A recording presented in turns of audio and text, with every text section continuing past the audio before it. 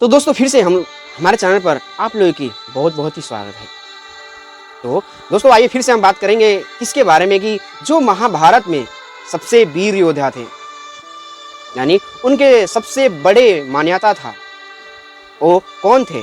तो उनकी नाम था भीष्म पितामह यानी गंगा पुत्र।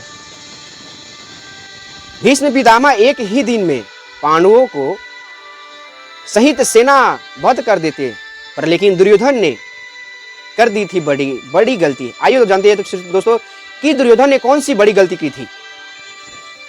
तो राजा शांतनु और मां गंगा के पुत्र भीष्म पितामह ने सत्यवती और उसके पुत्रों का राज्य अधिकार देने के लिए आजीवन ब्रह्मचार्य की प्रतिज्ञा ले ली थी और ये वचन दिया था कि वे हस्तिनापुर के राजा के प्रति जिम्मेवार रहकर उनका हर कदम पर साथ देंगे, हस्तिनापुर की शत्रुओं से रक्षा करेंगे। यही कारण था कि जब पांडु की मृत्यु के बाद धृतराष्ट्र को राजपद मिला तो भीष्म को उनका साथ देना पड़ा था।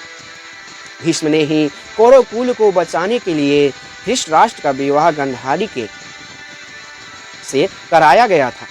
गांधारी के 100 पुत्र हुए, उन 100 पुत्रों का मामा शकुनी थे। महाभारत के युद्ध में भीष्म पितामह कौरवों की तरफ से सेनापति थे।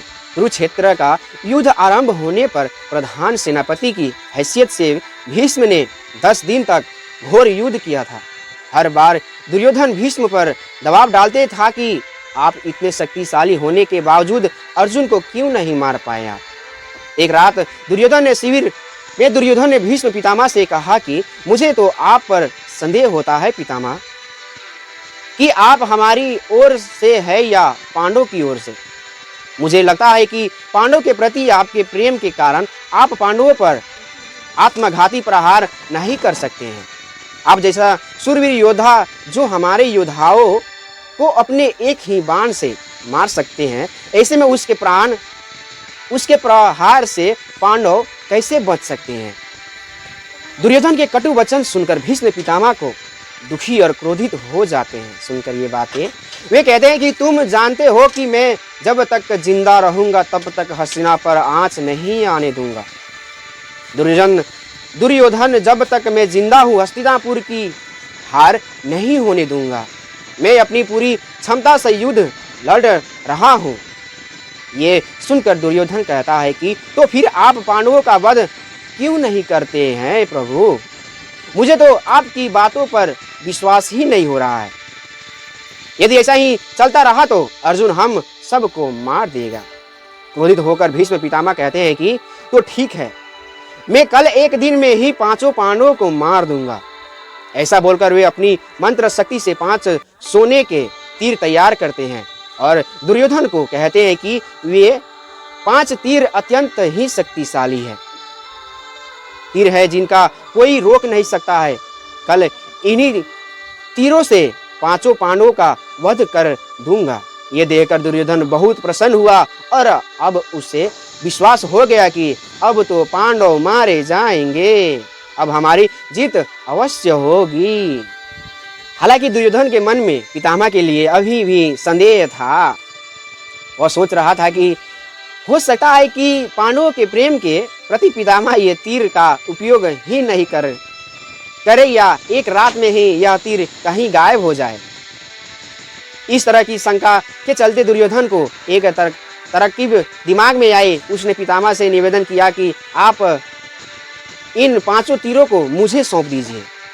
मुझे आप पर बिल्कुल भी भरोसा नहीं है। मैं ये तीर आपको केवल तभी दूंगा यानी लौटाऊंगा जब आप कल युद्ध में के लिए तैयार होंगे। तब तक ये तीर मेरे पास सुरक्षित रहेगा।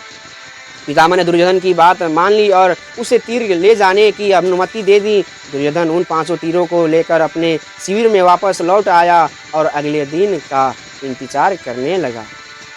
उधर पांडवों के शिविर में यह खबर पहुंच गई कि भीष्म पितामह ने चमत्कारी तीर से पांडवों का वध करने के वाले हैं।